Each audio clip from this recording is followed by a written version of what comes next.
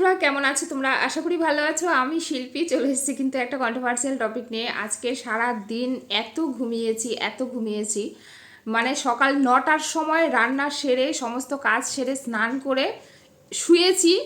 মানে এই মাত্র বিকেল 5টার সময় ঘুম থেকে উঠেছি। বোঝো তাহলে কি ঘুমিয়েছে তোমাদের দিদিভাই।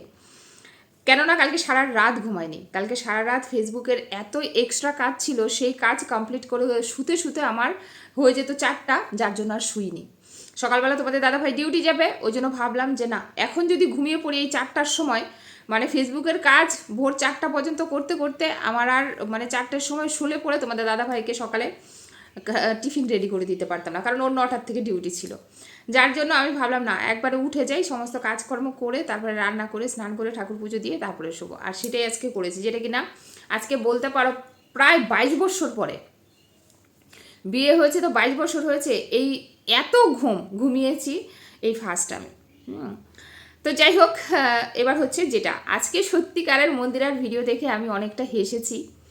আমার আজকের ভিডিও দেখে কোথাও না কোথাও মনে হলো যে সত্যিকারেরও কিছু জিনিস না শুধুমাত্র কন্ট্রোভার্সির জন্য করে।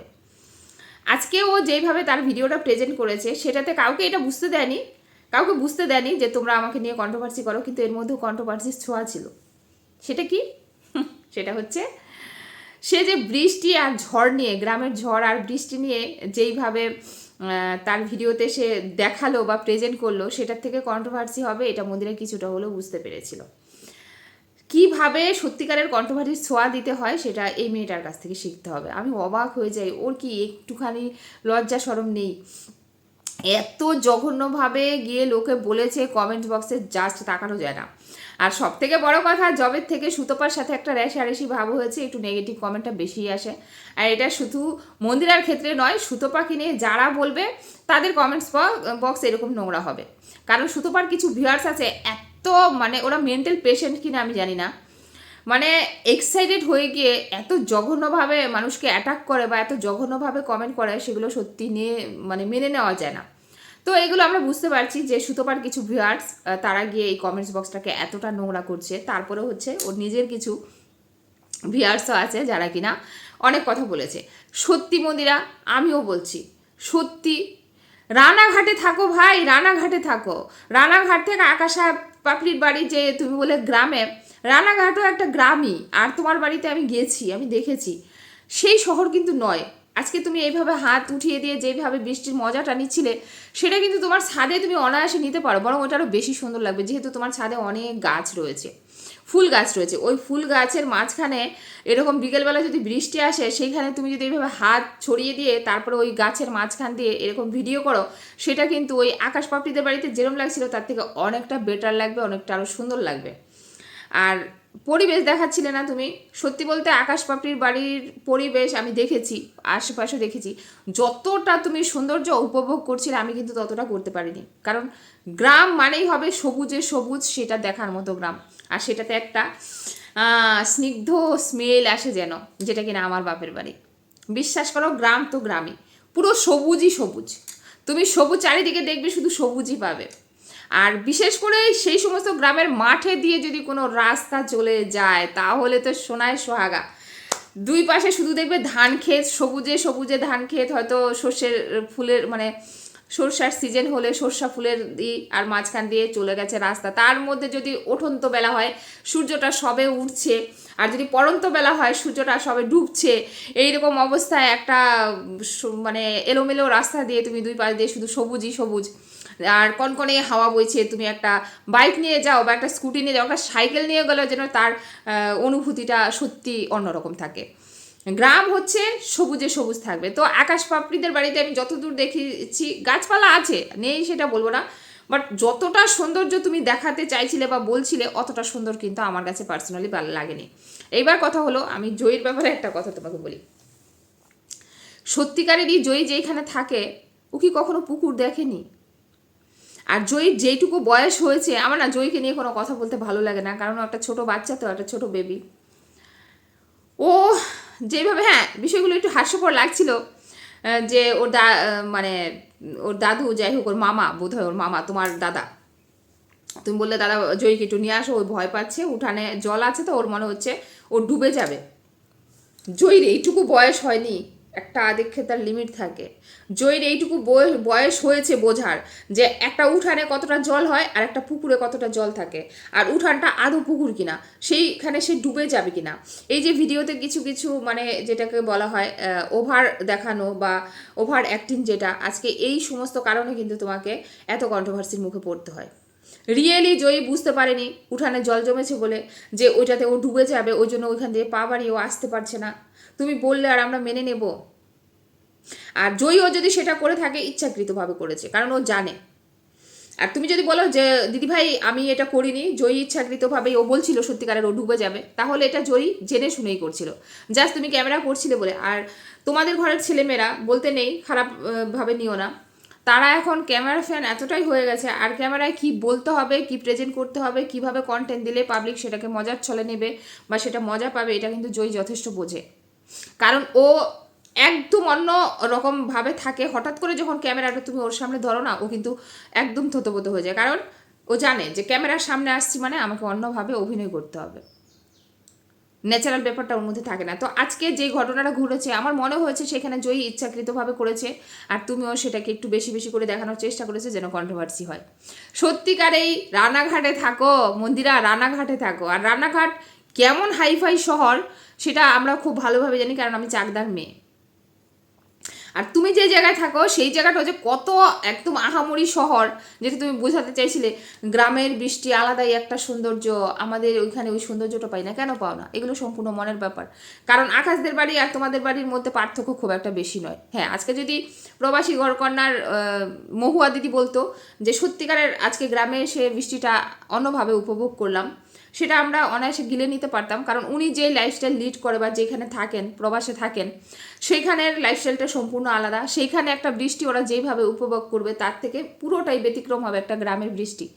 সেই সূত্রে আমরা কিন্তু সেখানে কন্ট্রোভার্সি করতে পারি না। কারণ হ্যাঁ, অবশ্যই আমেরিকায় একটা বৃষ্টি হওয়া সেটা থাকবে অন্যরকম, আর আমাদের কলকাতার মতো জায়গায় একটা গ্রামে একটা বৃষ্টি হবে, সেই বৃষ্টির অবশ্যই সেই বৃষ্টিটার দেখতে অন্যরকম লাগবে।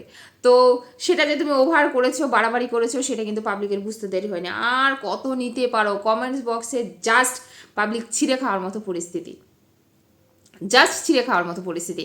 যাই হোক, তুমি এগুলো করে থাকো, এটা নেকু মেন্ডির দ্বারাই সম্ভব, যেটা সবাই বলে, এটা আর কারোর দ্বারা সম্ভব নয়। তবে একটা জিনিস দেখে ভালো লাগলো যে যেটা আজকে বলবো, এই যে রাহুল যে কালকের ভিডিওটা দিয়েছে, তো প্রত্যেকটা কন্ট্রোভার্সি ক্রিয়েটার তার আসল মতলবটা বুঝতে পেরেছে, সেটা দেখে আমার খুব ভালো লেগেছে। যে আমি আসলে যেটা বলতে চেয়েছি যে রাহুলের এইখানে আসার উদ্দেশ্যটা কি।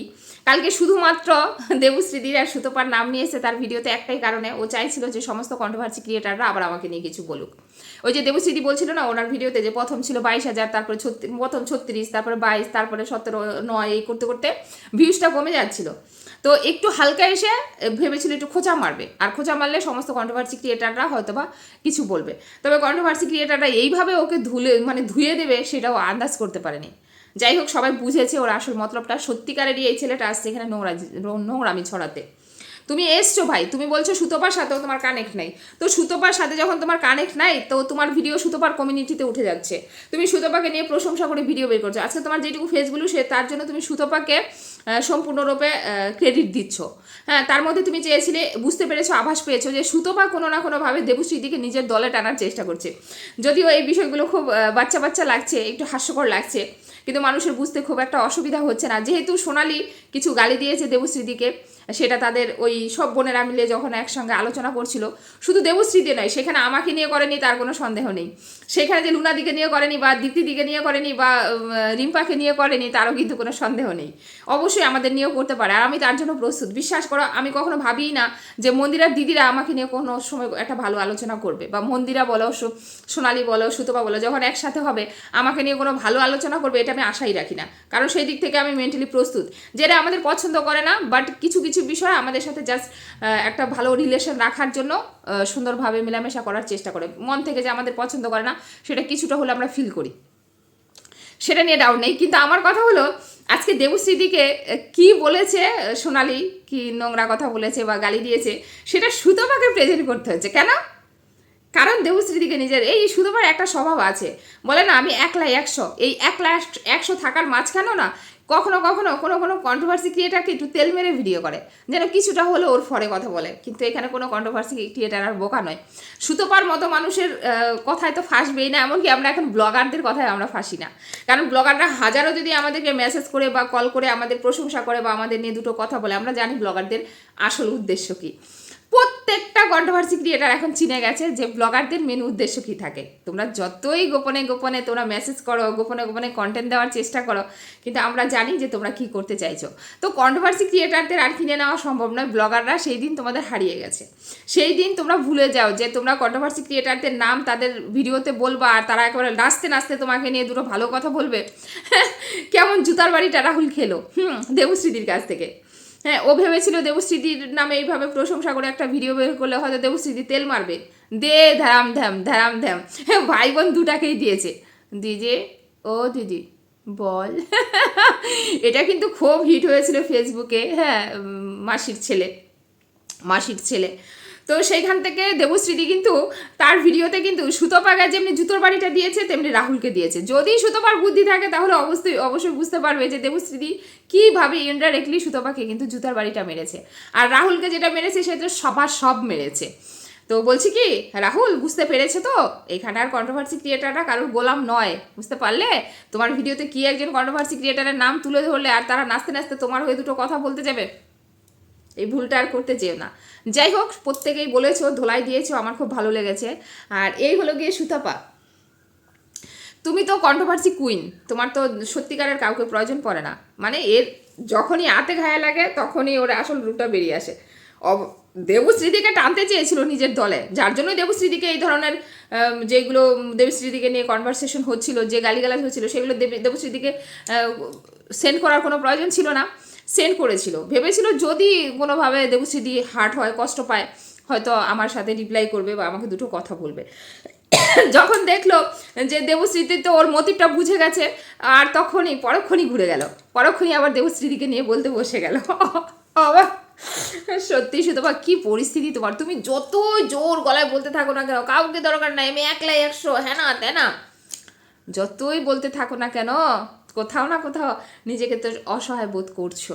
এটা করাটা স্বাভাবিক। হ্যাঁ, অনেকেই করতো, যখন নিজের পাশে কেউ থাকে না, একলা লড়াই করতে হয়। হয়তো উপর থেকে আমরা দেখাই যে অনেক স্ট্রং, বাট যখন আমাদের পিছনে কেউ না থাকে, কোথাও না কোথাও দিনের শেষে আমরা হার্ট হই, চাই যে কেউ একজন আমার হয়ে বলুক।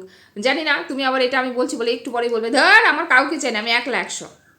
আজকের ডেটে এসে তুমি বিগ জিরো, তোমার পাশে কেউ নেই। আর একলা কোনো দিন বাঁচা যায় না। আমাদের জীবনে চলতে গেলে আমরা যতই বলি যে একলা বাঁচবো, একলা থাকবো, একলা নিজের মতো সব করব, আমাদের জীবনে চলতে গেলে একটা সঙ্গীত দরকার পড়ে। হ্যাঁ, স্বামী ছাড়াও।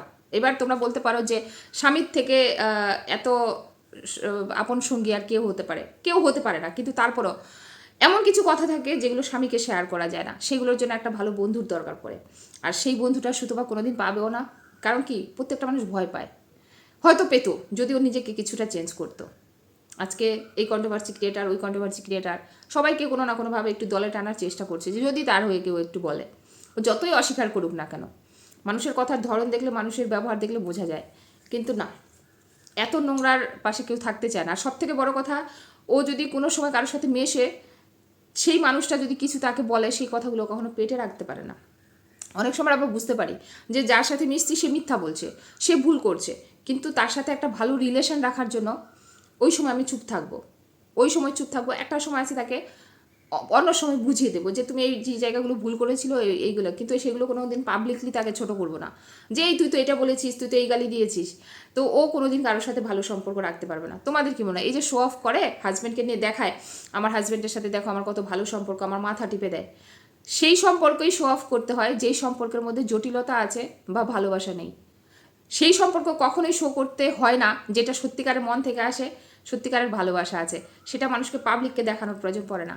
সুতপা বারংবার তার হাজব্যান্ডের সাথে তার সম্পর্ক কি সেটা বলার চেষ্টা করেছে, প্লাস দেখানোর চেষ্টা করছে। তার মানে বুঝতে হবে সেই সম্পর্কের মধ্যে ঘোটালা আছে, সেই সম্পর্ক কখনোই সুসম্পর্ক নয়। আশা করি বোঝাতে পেরেছি। বললাম না, শো অফ করা সম্পর্ক কখনোই কিন্তু সুন্দর হয় না। হ্যাঁ, তো যাই হোক, চলো এইটুকুই ছিল আজকের ভিডিও। কেমন লাগলো অবশ্যই জানিও। সবাই ভালো থেকো, সুস্থ থাকো, দেখা হচ্ছে নেক্সট ভিডিও। ততক্ষণে টাটা।